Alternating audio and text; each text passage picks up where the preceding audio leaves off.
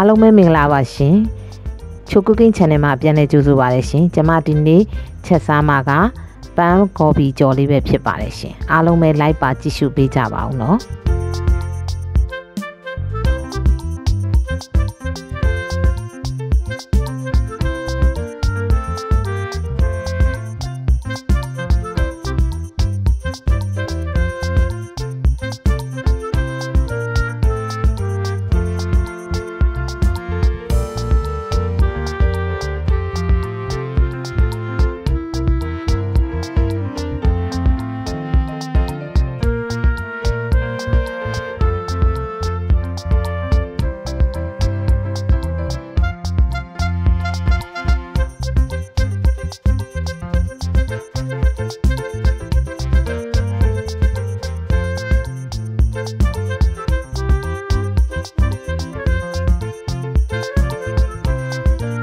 ဟုတ်ကဲ့အရင်ဆုံးအိုးပူလာပြီဆိုရင်တော့စီထည့်ပါမယ်ရှင်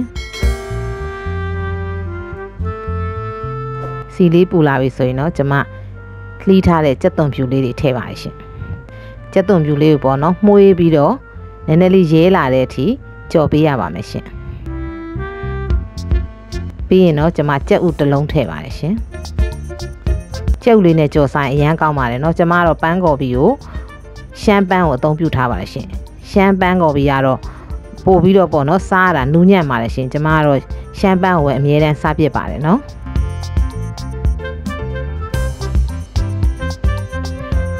ပြီးရင်တော့ကျွန်မစိတ်ထားတဲ့ရှမ်းပန်းပွင့်တွေထည့်ပါရှင်ပြီးရင်တော့တေချာလေးပေါ့နော်ဟိုဘက်ဒီဘက်မှွေပေးရပါမယ်ရှင်တက်လို့စားမဲ့သူဆိုရင်လည်းကြော်စားလို့ရပါတယ်เนาะကျမတို့ကြက်ဥမထည့်ပဲနဲ့ပေါ့เนาะကြော်စားလို့ရပါတယ်ရှင်ပြီးရင်တော့ပဲငပြားကြီးအကြည်ထည့်ပါရှင်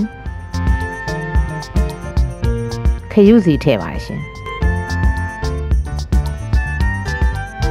ပြီးရင်တော့တေချာလေးနှံ့အောင်ပေါ့เนาะမှွေပေးရပါမယ်ရှင်ခရုစီတို့ပဲငပြားကြီးတို့ထည့်ပြီးတော့စားကြည့်ပါเนาะအရန်စားကောင်းပါတယ်ရှင်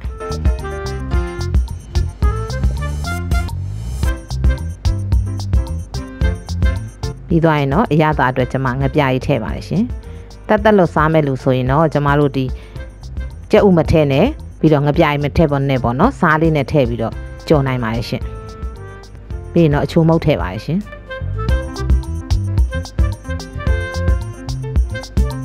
ပြီးရင်တော့တေချာလေးပေါ့နော်ကျွန်မတို့နည်းနည်းလေးနူးတဲ့အထိပေါ့မှွေပြီးတော့ကြော်ပေးရပါမယ်ရှင်တချို့ကြတော့လည်းနည်းနည်းစိမ့်စိမ့်စားပါတယ်ရှင်ကျွန်မကတော့နူးတာပူကြိုက်ပါတယ်เนาะအဲ့ဒီအတွက်ကျွန်မနူးနူးလေးကြော်စားပါတယ်ရှင်ဒါကတော့တငယ်ချင်းတို့စိတ်ကြိုက်ပါเนาะ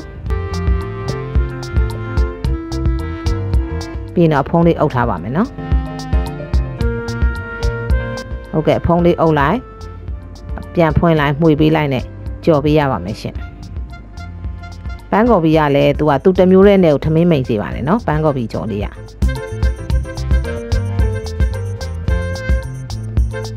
ဟုတ်ကဲ့ဟိုဘက်ဒီဘက်လှန်ပြီးတော့မှွေပေးရပါမယ်ရှင်ကျမတော့နူးနူးလေးကြော်တဲ့အတွက်အချိန်နည်းနည်းလေးကြာပါတယ်เนาะတငယ်ချင်းတို့ကတော့စိမ့်စိမ့်ကြော်တယ်ဆိုရင်တော့အရန်ကြီးမကြာပါဘူးရှင်အရသာလေးမြည်ကြည့်ပါမယ်เนาะ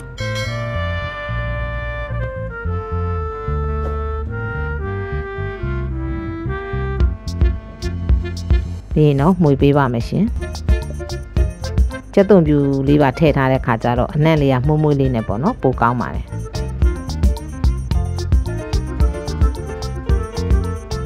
ခုဆိုရင်နော်အရသာကောင်းမွန်နဲ့ထမင်းလဲမိန်နဲ့